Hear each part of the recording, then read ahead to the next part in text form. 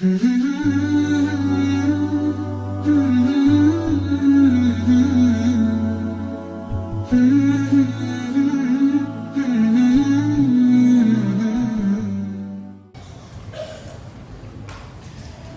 seorang sahabat bernama Umair bin Hamam. Saya pilihkan nanti kisahnya karena sudah waktu duhur dekat. Umair bin Hamam ini teman-teman sekalian adalah salah satu sahabat yang sempat ikut di perang Badar. Waktu Nabi sudah atur pasukan, musuh sudah depan mata, ini tinggal pecikan takbir perang nih. Sudah akan saling bunuh-membunuh. Lalu kata Nabi SAW dengan sabda yang masyhur dalam hadis Bukhari, demi Allah, tidak ada seorang pun dari kalian sekarang yang hadir di perang Badar ini, di kancah peperangan ini, terbunuh menghadapi musuh, kecuali pasti masuk surga yang luasnya seluas langit dan bumi. Umair ini, Ibn Humam, kebetulan lagi pegang 2 butir kurma di tangannya. Lalu dia bilang, bakhin. Bakhin itu indah sekali ya Rasulullah. Indah sekali, ulangin ya Rasulullah.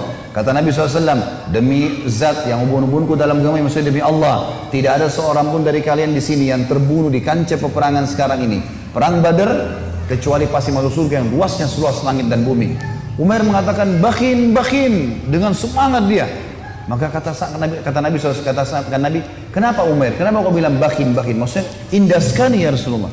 Kata Umair, ya Rasulullah, aku tinggal masuk ke medan perang ini, dibunuh oleh mereka orang-orang kafir ini, masuk surga tanpa hisab, seluas langit dan bumi.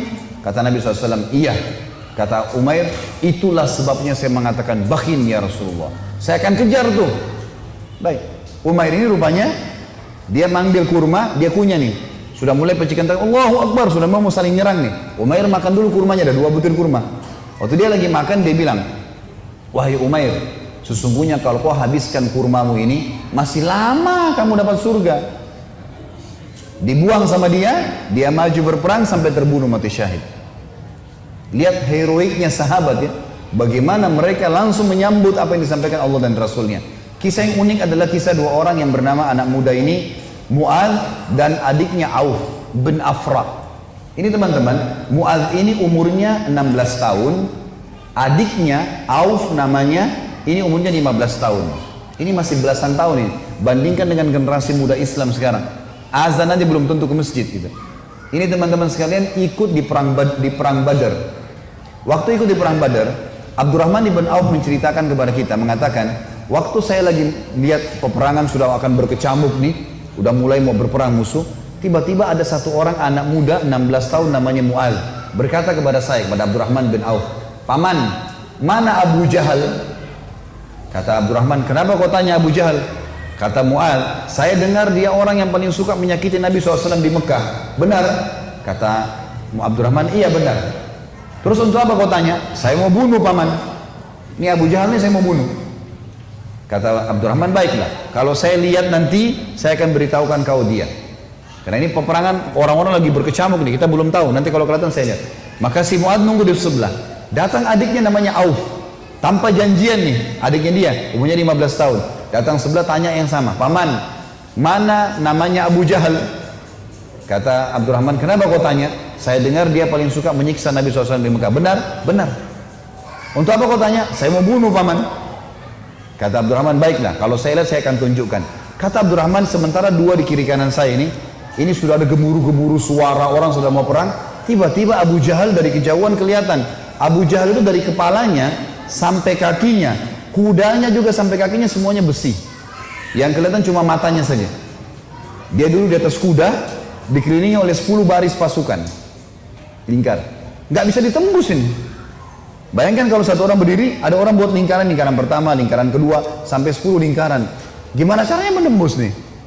Kata Abdurrahman, waktu saya lihat saya bilang, itu Abu Jahal. Waktu saya bilang, itu Abu Jahal, kata Abdurrahman, demi Allah, si Mu'adz sama Auf seperti 2 anak panah yang melesit ya, dilepas dari busurnya. Lari dua-dua ini, menembus 10 baris itu. Tebas sana, tebas sini, naik di atas pundaknya, sampai ke Abu Jahal. Dan dua-duanya menebasin pedangnya sampai kena ke pahanya Abu Jahal. Sobek pahanya Abu Jahal ini, berdarah, jatuh dari kuda, gitu kan. Abu Jahal ini rajanya mereka ya. Rajanya orang-orang Mekah waktu itu. Dan kalau ini kalah, ini mati, berbubar semua di pasukan. Yang terjadi teman-teman sekalian, si Auf, si adik ini 15 tahun, dikeroyoki oleh pengawal-pengawalnya Abu Jahal, mati syahid. Si Mu'adz ini sempat nangkis-nangkis, tangannya kena tebasan pedang. Tapi dia sempat keluar gitu kan. Dia keluar dari medan perang, 16 tahun teman-teman sekalian. Diambil imamahnya, diikat tangannya sama dia. Yang sobek itu, diikat sama dia. Dia masuk melawan satu tangan. Waktu dia lagi perang, dia rasa tangannya ini mengganggu dia. Kesakitan kan? Dia mau cari mati syahid nih. Dia keluar ke kancah peperangan, tangannya ini diinjak sama kakinya, ditarik sama dia. Diputus sekalian. Dia masuk berperang sampai terbunuh teman-teman sekalian. 15 sama 16 tahun yakin mati di medan perang, ini adalah syahid. Gak ada rasa takut sama sekali. Ini luar biasa bagaimana. Kisah yang lain Abu Dujana. Abu Dujana radhiyallahu anhu ini sahabat Nabi, pernah begini, Syammah namanya dia Syammah ya. Beliau pernah ini Nabi SAW pegang pedang di perang Uhud. Udah masuk waktu? Hah? Hah?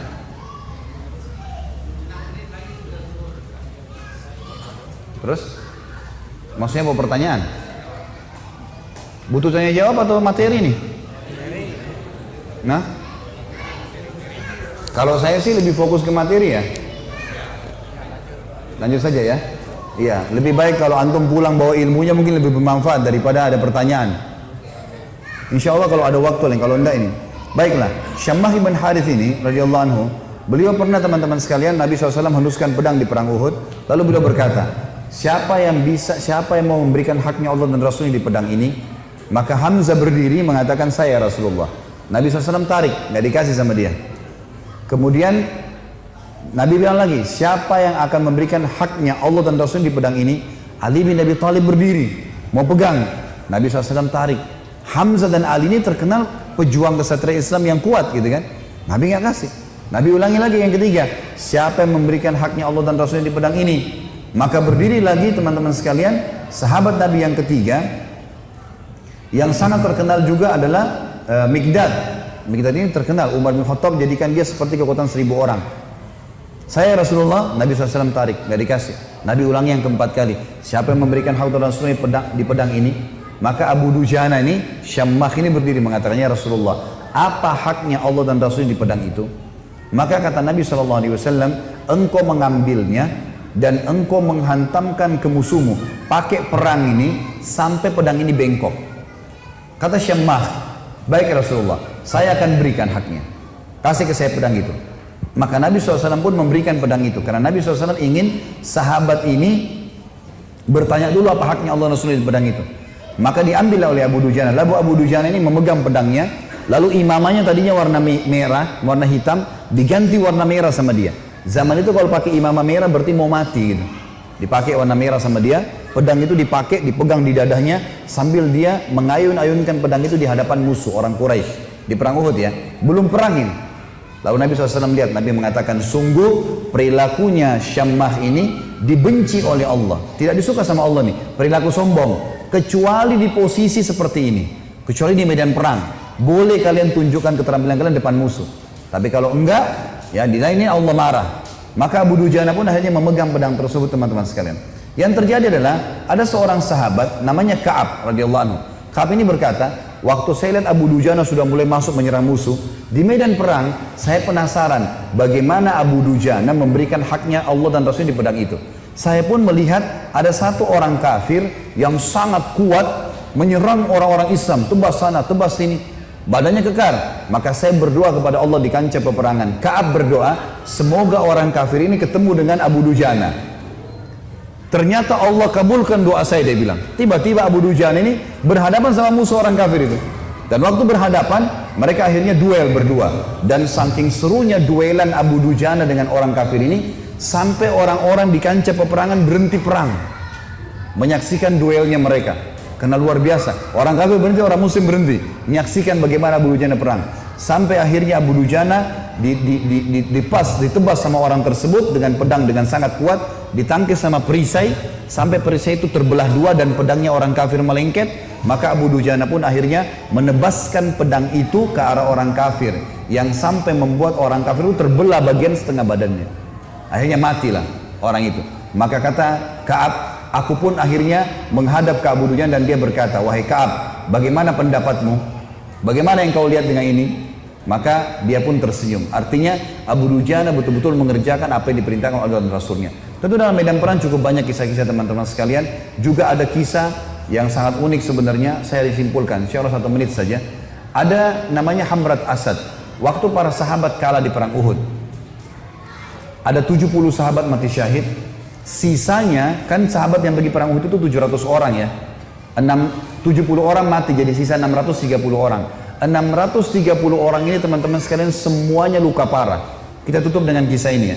Luka parah semuanya. Nabi pun berdarah pipinya, keningnya berdarah SAW, giginya pecah. Pundaknya sempat dihantam oleh Ibnu Qami'ah. Beliau mengatakan, saya rasakan sakitnya sebulan.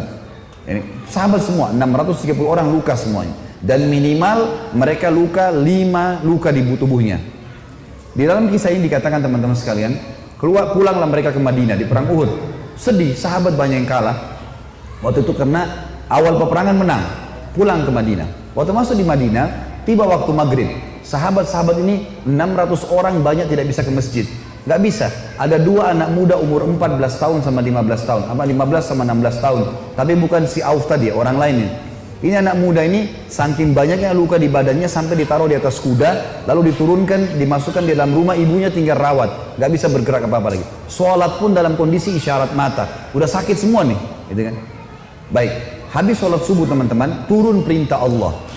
Ini 1 hari setelah perang Uhud, ada perang namanya Hamrat Asad. Nama lokasi Hamrat Asad ini, nama lokasi Asad artinya singa. Hamrat ini wilayah warna merah karena gunungnya banyak warna merah. Perintah Allah kepada Nabi Muhammad SAW, perintahkan semua sahabat Muhammad yang ikut di Uhud kemarin, 630 orang yang luka itu, semuanya keluar lagi, kejar lagi itu orang-orang Quraisy.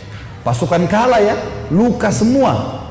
Maka tersebar berita, pemanggil-pemanggil Nabi, hai sahabat-sahabat Nabi yang kemarin ikut Uhud, bukan orang baru, yang luka-luka parah, semuanya oleh Nabi disuruh ngejar menuju ke Hamrat Asad, kejar Quraisy. Maka sahabat-sahabat banyak, diantaranya Usaid bin Khudair, ada yang lagi nempel daun untuk mengeringkan lukanya, dicabut sama dia. Sami'na wa ata'na, kami patuh dan tenang. Dicabut semua luka-luka mereka yang tempel-tempelan, mereka pergi sambil ngalir darah. Ada 2 orang anak muda 15 sama 16 tahun. Ini di sini di riwayat tidak disebutkan namanya, yang tertidur di atas ranjang, ibunya ngerawat, sholat pun dengan isyarat mata. Waktu dengar ada orang teriak, wahai yang hadir kemarin di Uhud, semuanya tidak terkecuali telah turun perintah Allah kepada Rasulnya Muhammad SAW untuk mengejar Quraisy. Tidak 1 orang pun boleh tinggal di Madinah. Luka parah. Maka adik kakak ini bersebelahan tidurnya. Kakaknya bilang, wahai adikku, tidak mungkin kita tinggal di atas ranjang begini sementara panggilan Rasulullah ada 16 dan 15 tahun ini. Maka kata adiknya, bagaimana caranya kak? Kita nggak bisa bergerak nih. Apa kata kakaknya? Demi Allah, saya akan seret kamu sekali, kamu seret saya sekali, sampai kita menjawab panggilan Allah dan Rasulnya. Luar biasa. Saya waktu baca kisahnya sampai netes air mata teman-teman sekalian. Luar biasa. Dan akhirnya mereka seret-seretan sampai tiba di depan Nabi SAW. Ada yang berdarah, ada yang ini. Terutama 2 anak muda ini naik di atas kuda itu sambil diseret jalan ya. Waktu mereka diseret semua pada nangis lihat. Ini luar biasa orang ini.